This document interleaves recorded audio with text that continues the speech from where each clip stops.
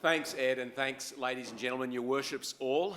It's a great pleasure to be here with you, and I want to thank you for your work in leading the growth and change in this city. I want to thank the Future Cities Collaborative for leading that discussion about how we might best lead to create places that serve the people that we all represent and to create better communities. After all, that's what planning is ultimately all about. As Ed mentioned, it's ultimately all about people, and we must always keep this in the forefront of our minds.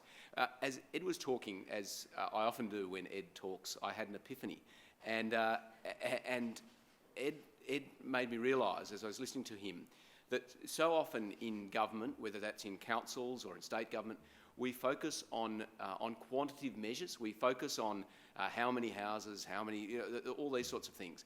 The science, if you will, of planning. But the epiphany I had is that the planning's as much an art. It's as much about art as it is about science. It's truly multidisciplinary, and that's because it's about people and delivering for people. So the metrics we need to deliver to are not just those about efficiency and processing and those sorts of things, and more jobs and more homes, although those are things we need to do, but it's also the qualitative measures about making the link with making people's lives better by doing these things. And that's the secret to getting planning right. And that's what I want to partner with you as the representatives of the tier of government closest to the people, local government, in producing those opportunities for people. There's that lovely tension in planning, which I find so attractive about it. The tension's all about conflict, so that's tiring for all of us. And I want to say I appreciate your roles in dealing with those conflicts on a local level. Often that's where you really face the pointy end of those conflicts. We shouldn't be scared of those conflicts. That's what planning is all about. It's about how we shape that conflict to get better outcomes, that the conflict doesn't take away or diminish from our communities, but the conflict leads to better outcomes. So we should embrace it and recognise it's coming. But it's that sense of all these paradoxes in planning that we have to be part of. This idea of it being a science and an art at the same time. The idea about planning being all about growth, but also all about progress. And growth and progress, I'll say a couple of things about that because they are slightly different. And also about order and change, which is another of the paradoxes in planning. And these are the things we need to bring together if we're going to do it well and if we're going to lead that conversation together both within local council, across local council, and with the state government and within state government as well. There's all these interrelationships in planning also that make it so interesting. We've got a plan for our communities now, but our communities into the future. We've got a plan across our communities, across different local council areas, and within organisations as well, within competing demands, within the silos of the organisations we represent. Again, that's to be anticipated because planning's about people and people often conflict. So it's about how we manage that conflict is to produce the outcomes that we all want to see. So I mentioned I want to talk about growth and progress, order and change. Well, the growth imperatives we have are very clear, and I want to say that growth is a good thing. And I think that's a case that we need to make to our communities. We have to make it because it's happening anyway. As Ed mentioned, it's a million over 10 years, but it could be many more than that. In fact, we know by 2050, Sydney's population will be around about 8 million people. The housing task over that period is going to increase further as households shrink in size, so that for every 5 houses we have at present, we will need an additional 4 by the year 2050. Over the period to 2031, our Sydney economy is going to double to around 565 billion, and to do that we're going to require an additional 689,000 jobs. Now those figures are so vast as to be almost paralysing, but growth can be a wonderful thing and is a wonderful thing, and you see it in cities. The absence of growth creates far more difficult problems to deal with than the presence of growth. And you only need to see cities, the most arc examples of places like Detroit in the northeast of the United States, or even the northeast of England, the old industrial core of England, or cities in parts of Eastern Europe, to see the grinding civic poverty that can come from a lack of growth and the blight that can bring to people's lives. And I think that's a case we need to make in our communities, because I think people can be resistive of growth. But I think there can often be a good reason that people are resistive of growth. And the reason is when growth becomes decoupled from progress, when growth and human progress become separated.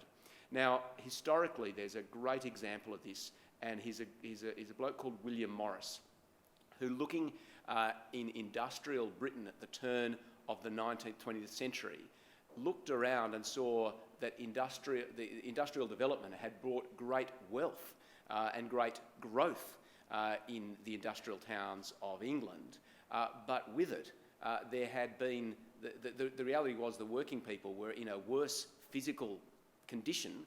They had worse opportunities than they had when growth was at a much lower level. And he observed that nexus between growth and human well-being had been broken. And he saw the need to link those things together once again. Now, that's the message that we need to take in talking about growth in our communities, because more homes, more jobs, well, we can provide more homes, sure, and we can do that very badly. And we can take away from the sorts of things that make Sydney a special place to live, or Newcastle, or Illawarra, or wherever we happen to be. We can grow in ways that make people's lives worse. The art of planning is to shape that growth in such ways that growth also means progress for people in terms of their opportunities, in terms of their lifestyles, in terms of the livability and sustainability of the communities in which they live. So that's a really important nexus for us to remember, that as we take on this huge, colossal growth task that's before us all, the art of planning is shaping that growth in such a way that it leads to human well-being, to progress, to making people's lives better. The second thing I want to talk about was this link between order and change. The British mathematician Alfred Whitehead once said the art of progress is to preserve order amid change and change amid order, pointing to one of these other delicious paradoxes of planning. Our communities, and certainly our processes of planning, need to provide order. I often have proponents particularly, saying they want certainty in the planning system. Well, I can't offer that, and none of us should, because we don't know what the outcome is going to be of a process. If we do, it's not a process, it's just an outcome. What we can offer is predictability. We can offer certainty, if you like, in process, and that's a very important part of providing an orderly system. And order is important because it allows us to match infrastructure provision with housing growth. Order allows us to plan in such a way that we're using taxpayers' funds efficiently to get the best possible outcomes. So we see plenty of examples where we do this poorly. For example, in the northwest growth area, the fact that rail line corridor wasn't preserved meant it cost the taxpayer billions more in order to tunnel so much of that rail line that would not have otherwise had to have been done if that corridor had been properly preserved. In the southwest, we had a different problem where we've got a terrific new train line going through paddocks with cows in them. So that idea of order in terms of an orderly progress of development, which is what planning can provide, is also very important, so that we can make efficient use of space as well as efficient use of funding. That other element, though, is of change, of preserving order amid change and change amid order. Change is something that can be scary for people. And the reason in our, and we shouldn't just be dismissive of that, of course, and also as people get older, change becomes a more difficult thing to do. And that's going to be a situation facing us as our community overall is inexorably ageing. But one of the things that we also need to recognise is it's not surprising that communities have been resistant to change when they've seen in the past what change has delivered to them. And this is where I go back to my earlier point about that link between growth and progress. People have looked at growth and said, well, that's just made my town uglier, that's just made my town more congested, that's just made air quality worse, that's just made a blight of contaminated sites, that's just made water quality worse, and it's made it harder for me to get access to jobs where I have to go further away, and the roads are more congested to get there. So it's not surprising that people are naturally resistant to change because that change hasn't been delivered terribly well in many areas. So in order to actually bring the community with us, the thing that we all have to lead on together is delivering that change well. So in terms of urban renewal as a concept, that just shouldn't be the latest euphemism for urban consolidation. It must actually mean what it says on the tin. It's a bit like that word urban improve, or that phrase urban improvement. That almost sounds, in many cases, to communities like some Orwellian euphemism for destroying stuff. Improvement must be improvement.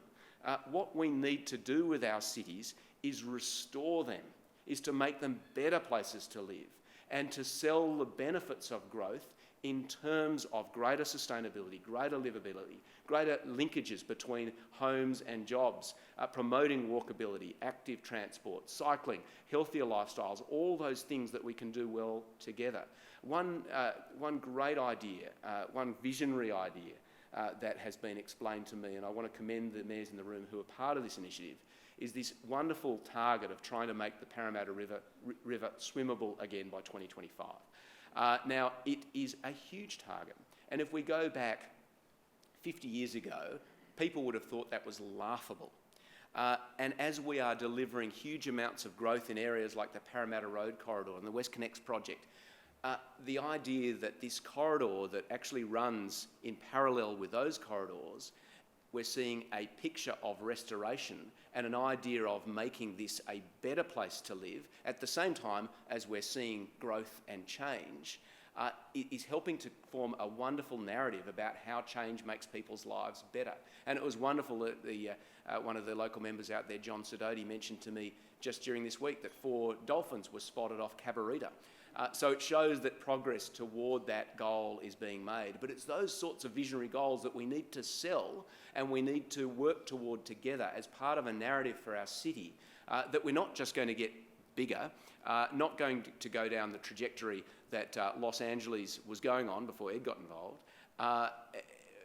We don't want to just be a big, messy, placelessness sort of place. The geography is nowhere, as Howard Kunstler once talked about it. We don't want to be a place that's indistinguishable from other cities, but we want to be distinguishably Sydney or distinguishably Newcastle. We want to have our local identities and reinforce them as we develop, particularly Sydney as a great global city, that it's not just about being bigger, but it's that progress and that change delivers urban places that are better as well.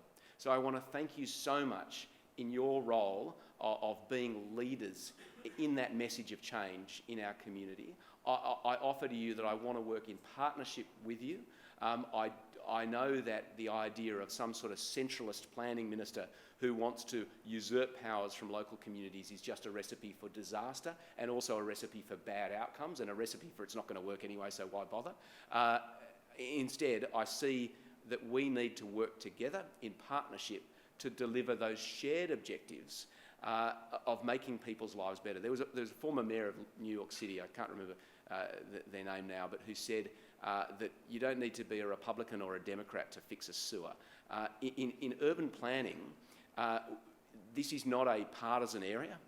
This is actually an area where, as citizens concerned about our communities, where we can share a vision of a better community that provides better opportunities for the people we represent. And that's what I want to work with you to deliver. Thanks very much.